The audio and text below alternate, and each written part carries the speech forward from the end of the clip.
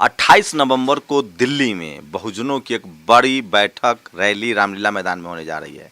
जाति जनगणना, ईवीएम से हटा के बैलेट पेपर से चुनाव, और उसी की तैयारी में डॉक्टर ओम सुधा हैं, जो भारतीय परिसंघ हैं, डॉक्टर उदित राज हैं, रतन लाल हैं, देश भर के बहुजन एक बैनर के तले अलग अलग संगठनों के लोग रामलीला मैदान में 28 नवंबर को जुट रहे हैं। कहाँ तक तैयारी पहुंची? देखिए, लगातार हम लोग बैठक कर रहे हैं। आज भी दिल्ली में हमने बड़ी बैठक बुलाई थी और कल जोधपुर में बैठक कर रहे हैं, और ये बैठक का सिलसिला पूरे साल भर से हम लोग इसके लिए कर रहे हैं। चूँकि पिछले 8 साल में सरकार ने वो हालत कर दी है कि हम लोगों के गले में हरिया और कमर में झाड़ू टंगना ही बच गया है। उसकी तैयारी सरकार ने कर ली है। तो हम लोगों ने इस बार नारा भी दिया है कि याचना नहीं अब रण होगा। इस देश में दलितों, SC, ST, OBC माइनॉरिटी की हालत बहुत ही बुरी हो चुकी है, और ये फाइनल कॉल है। अभी 2 दिन पहले प्रेस कॉन्फ्रेंस किया, इसके पहले पूरे साल भर एक कार्यक्रम का सिलसिला लगातार हम लोग इसके लिए कर रहे हैं, लोगों को एकजुट कर रहे हैं। लगातार तैयारी जारी है, लोगों का समर्थन भी उसी तरह से मिला। अभी कल राजस्थान की मीटिंग है, उसके बाद 2 दिन बाद नागपुर में मीटिंग है, और हर कार्यक्रम का यही एजेंडा है कि 28 नवंबर 2022 को नई दिल्ली के रामलीला मैदान में लोग पहुंचे, और लोग पहुंचेंगे क्योंकि यह हक अधिकार की आखिरी लड़ाई है।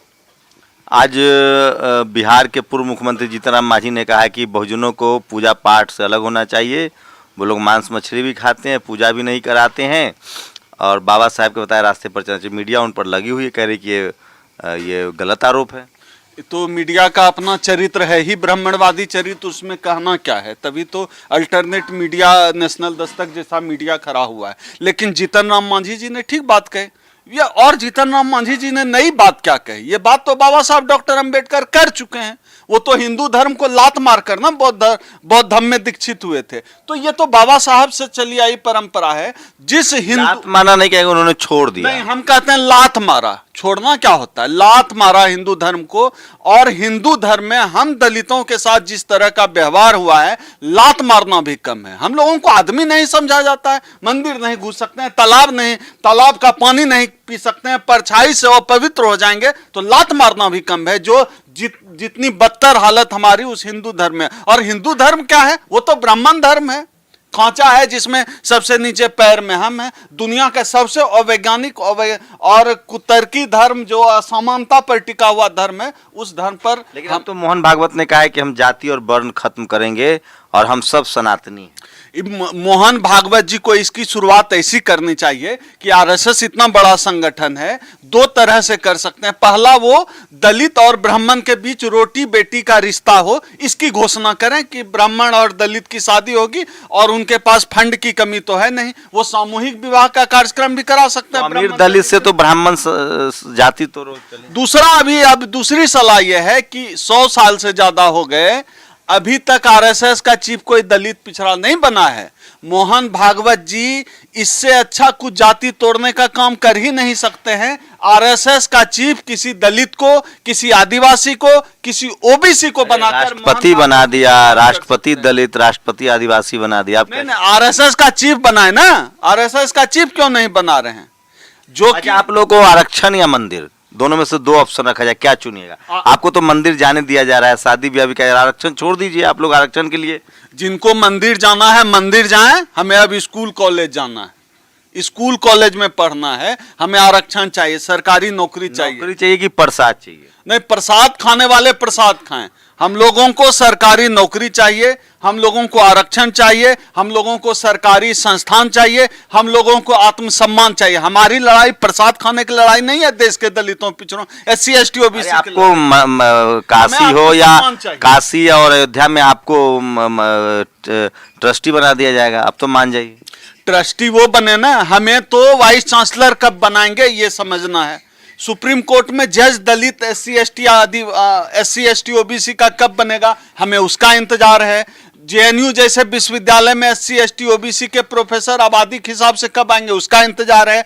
न्यूज चैनलों के एंकर SC ST OBC हो जाएं आबादी के हिसाब से, उसका इंतजार है। तो पंडा पुजारी गिरी ब्राह्मण अपने पास रखे, हमें वाइस चांसलर चाहिए, जज चाहिए, एंकर चाहिए, हमें उद्योगपति बनना, उसकी लड़ाई है। MD और CEO बनने की लड़ाई है। आखिरी सवाल, क्या मुद्दा है रामलीला मैदान का और कितनी संख्या में लोग आएंगे? इस देश में पिछले 8 साल में आरक्षण लगभग समाप्त हो गया, मृत हो चुका है नहीं।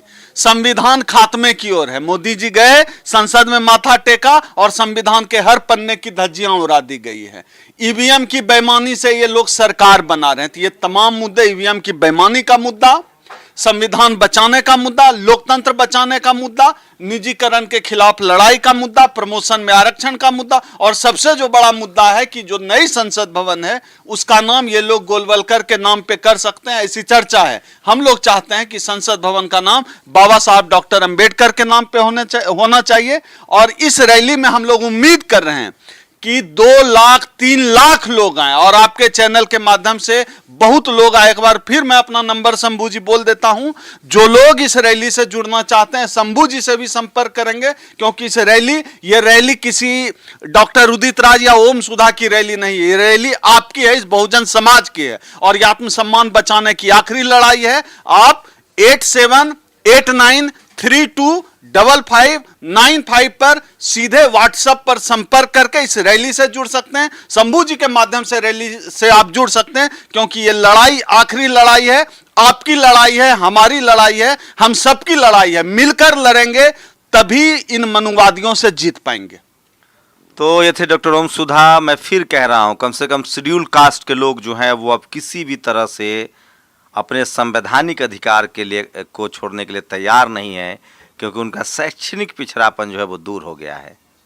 देखना है कि आज अर्जुन सिंह ने की जयंती है, जिन्होंने OBC को अपना आरक्षण कॉलेज यूनिवर्सिटी में दिया था।